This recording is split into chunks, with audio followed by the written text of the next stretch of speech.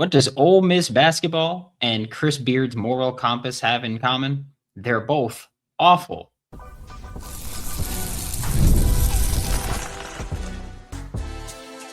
You are Locked On Gators, your daily podcast on the Florida Gators. Part of the Locked On Podcast Network, your team every day.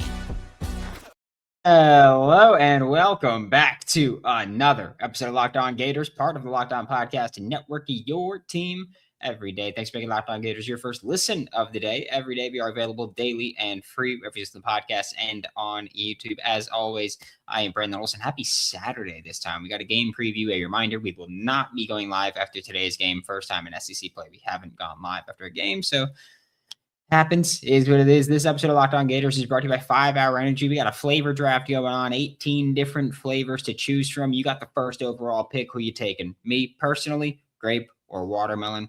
Those are the old reliables for me. Strawberry banana is a good one that I throw in the mix every now and then, but usually grape. I got to go high ceiling, high floor. All right. You got to do it. Find your new favorite flavor of 5 Hour Energy shots available online at 5 Hour Energy or Amazon. And the Florida Gators face the Ole Miss Rebels today. Ole Miss is not a good basketball team. They are ranked 79th on KenPom for comparison purposes. Florida is ranked 6th. So there's that. Ole Miss is ranked 79th. They are 11-15 this season because they suck, right? And they've been worse in conference play than they've been in out of conference play significantly. And yeah, that's not uncommon, especially for the SEC, but Ole Miss has not won a college basketball game, an SEC game, in over a month. Their last win came against Mississippi State January 17th. So over a month ago. Florida will face Mississippi State in a few weeks. Mississippi, Ole Miss also beat Georgia and Missouri. They started SEC play. Bad loss to Oklahoma. Lost to Arkansas. Win over Missouri, win over Georgia, win over Mississippi State. And I think people were just like, oh, like they were figuring some stuff out. And since then, they've gotten belted multiple times. Like they're not a good basketball team right now. Chris Beard does not have them cooking this year. Like he for a while had them going last year and the year prior as well, but not going this year for them. They're just not good. Like there's no other way to put it than they're not good this year. Sucks to suck, right? This is shaping up to be another game where Florida should absolutely belt their opponent. And it feels weird because like I try not to seem like I'm just like, oh yeah, you know, my team's gonna win, right? But at the same time, well, they should. Like there's just no other way to put it. Like Florida should win because well, Florida's a significantly better team than Ole Miss. That's how life works, right? Like you just got a better team here that should win by a lot. And again, similar to quite a few of the matchups that we talked about with how Florida should be belting some of the opponents that they faced, this is yet again another similar game where it's like, all right, well, Florida is good in areas where maybe this other team isn't, right? And I can't overstate that enough of how important that is when you're talking about bringing the belt, right? Like Ole Miss, they suck offensively, they suck defensively. Florida, best defense in the SEC per KenPom, the efficiency ratings, and offensive efficiency, Florida's third in the SEC. Like on paper, Florida is going to absolutely destroy them. I am, I don't want to say like, yeah, I don't want to be really negative with any of it. But I am going to say that one area I'm looking at and I'm thinking might actually close the gap a little bit in Ole Miss's favor is that Ole Miss fouls a lot. Okay. Ole Miss fouls a lot. They send teams to the line a lot, obviously. And well, for Florida, you're not great at the line, right? You shoot 70.9% from the free throw line. That's 12th in the SEC. It's not good. So I do think that Ole Miss fouling a lot could actually help limit some of these scoring opportunities for Florida. But even then, that's one of those spots where it's like, all right, well, that's not going to last. right? Because if you're fouling a bunch, sure, you can close the gap a little bit by limiting what Florida's doing on those possessions, but you're going to lose players and you're going to have to go to your depth, and your depth is going to get annihilated by Florida starters who are still in. So I'm really interested to see what that's going to look like for Florida, where they've also at Mississippi State or at Ole Miss, they've also been the second worst team in the conference at allowing 3-pointers. Teams are heaving shots against them. 45% of opposing team shots against Ole Miss are from 3. So Florida, you're going to have your looks from 3. You're going to have your opportunities at the line. It's just about actually capitalizing and making sure that you make them pay. Like, if they're going to be dumb, you got to make them pay, right? That's one of my favorite phrases. If you're going to be dumb, you got to be tough, right? Play stupid games, win stupid prizes. They got a whole bunch going on. But this is a Florida team that, again, should absolutely destroy Ole Miss. Ole Miss does a good job of, or I'm going to say a fairly good job, considering how bad they are. They do a fairly good job of limiting big runs. Right? They do. They don't give up a lot of kill shots per game. They also, unfortunately for them, don't go on kill shots. So it's a lot of, maybe like giving up an 8-0 run and then Ole Miss scores. I keep wanting to call them Mississippi State because I'm used to Mississippi State being the team that sucks. But I think that, again, on paper, this is just whooping for the Florida Gators. We're going to talk more about it when we get back with Locked On Gators. If you've ever wanted to experience the NBA Finals live and in person, FanDuel is giving you the chance to turn that dream into a reality with their NBA sweepstakes. So here's how it works. Use your profit boost on any NBA future, and you'll automatically be entered for a shot to win an NBA Finals trip for 2.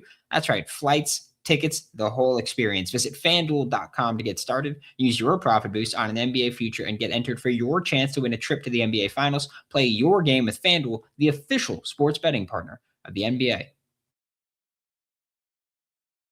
I'm Clea Butler, host of Locked On Women's Basketball, and this is Mazda's Women's Basketball Snapshot, celebrating the work no highlight reel can ever capture. It was a heavyweight showdown between number 3 South Carolina and number 7 LSU, and the Gamecocks rose to the occasion. South Carolina secured a hard-fought 79-72 victory to stay atop the SEC standings, using a balanced offensive attack to outlast the Tigers. Tessa Johnson led the way with 21 points, while Raven Johnson added 19. Medina Oka dominated the paint with a double-double, finishing with 12 points and 17 rebounds, while Joyce Edwards chipped in 10 points to round out the scoring. With the statement win, the Gamecocks now turn their attention to a road matchup at number 23 Alabama on Thursday. These moments are earned off the clock, those long before the lights ever come on. The sweat, the fakes, the doubt, the scrapes, and coming back for more every time. Mazda puts that same drive into every detail. Wins define the moment, putting in the work, that defines you. There's more to a Mazda because there's more to you. Thanks again for making Locked On Gators your first listen of the day. Every day we are available daily and free reviews of the podcast and on YouTube. And again, bonus show about this game. We're not going live after this game. We will probably have something come out tomorrow morning about it. But, things happen, right? Ole Miss's defense is terrible. There's no other way to put it. They're 11th in the SEC in effective field goal percentage allowed. And I'm just going to say, for comparison's sake, Florida's defense, first in the SEC, allows a 46.3% effective field goal percentage. Ole Miss, 52.8.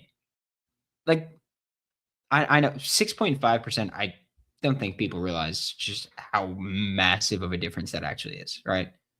Like that is a huge gap in terms of effective field goal percentage. And a good part of that for Ole Miss is the volume of threes that they give up. It's the volume of threes, because effective field goal percentage counts threes made heavier than twos. All field goal attempts count the same. Okay? All field goal attempts count the same, but threes made count more than twos made. And so effective field goal percentage climbs up with that. And so for Ole Miss, you're giving up a bunch of threes. That adds to a higher effective field goal percentage when those shots hit. Okay, because teams don't have to shoot great from you. They've got the volume. And so that destroys Ole Miss's effective field goal percentage. That's one of the reasons that Florida is really good, is because that Florida doesn't give up a lot of threes. They haven't. Florida's gotten a lot better on the perimeter, where it used to be, hey, teams aren't shooting a lot of threes against Florida, but they're shooting a really good percentage. Now teams aren't shooting a lot of threes against Florida, and they're not shooting a great percentage. They're shooting 33%. That's 9th in the SEC. Ole Miss does not force a lot of turnovers. They're at 14.1%. Florida is at 15.6% defensively. I will also say Ole Miss, the best offense in the country in terms of protecting the basketball, or in the SEC in terms of protecting the basketball. Okay. They're 24th in the country, but best in the SEC. And so, because you also got to remember, there's so many, smaller schools where it's like a great team and a bad conference. But so there, Ole Miss, 14.1%. That's 11th in the SEC. Florida's defense, 15.6%. That's 5th in the SEC. Offensive rebound percentage. This is another area where Florida is really going to separate and create distance against Ole Miss, is that Ole Miss allows an offensive rebound percentage of 35.7%. Okay. Division I average is 30.7%. Florida's offensive rebound rate, 41%. Huge. Like Ole Miss, not good. Florida, really good. Okay, Florida also has the best defensive rebounding team in the country. And Ole Miss, second worst in the SEC, offensive rebounding wise. Like the rebound, this is another area where Ruben Chinilu is probably going to have 15 rebounds in, I'm going to say like 19 minutes played is when he's going to get it. And we're going to be talking about that whooping. Plain and simple. Just that's it. Like Florida on the glass should absolutely annihilate Ole Miss. Free throws attempted, again, Ole Miss, free throws attempted per field goal attempt, which is basically if you have 100 field goal attempts, you're going to have 46.5 free throw attempts. Okay. So 46 or 47. So for Ole Miss, worst in the SEC. They're also the worst in the SEC at getting to the line. Florida, 11th in getting to the line in the SEC. They're not good at it, right? And part of that is because they get offensive rebounds and go right back up with it, and you're not getting contested at that point. So there's that. But also, Florida, second best at not sending teams to the line. Florida, the best team in the SEC at forcing 2-point attempts. Okay? Ole Miss, they are 15th in the SEC at taking them. They're not a good team. Just there's no other way to put it. They're really not. Like Florida's effective field goal percentage. Again, they don't give up threes. They don't give up around the rim twos. Florida's defensive effective field goal percentage is so high because they're forcing teams to shoot middies. Okay? Around the rim twos, really high percentage of making them, right? Might be harder to come by, really high percentage of making them. Threes, lower percentage of making them, but they're worth more. And so they balance out in that way, right? Like that's where they get their value.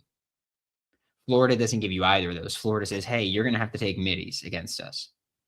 Middies are not worth as much as 3-pointers, and they're harder to make than around the rim twos. That's why teams don't want to shoot them. That's why Florida and other analytically oriented teams, they don't just go, oh, okay, well, on offense, we need to shoot threes and get around the rim twos. They go, no, on defense, we need to force teams to not do either of those things. And that's what Florida does. And that's why Florida is once again going to deliver the belt. This time, it's against Ole Miss. I am Brandon Olsen for Locked On Gators. Thank you for making Locked On Gators your first listen of the day every day. We are available daily and free, whether it's in the podcast and on YouTube. Find all my written work about the Florida Gators with swampsignal.substack.com, and I'll see you all next time.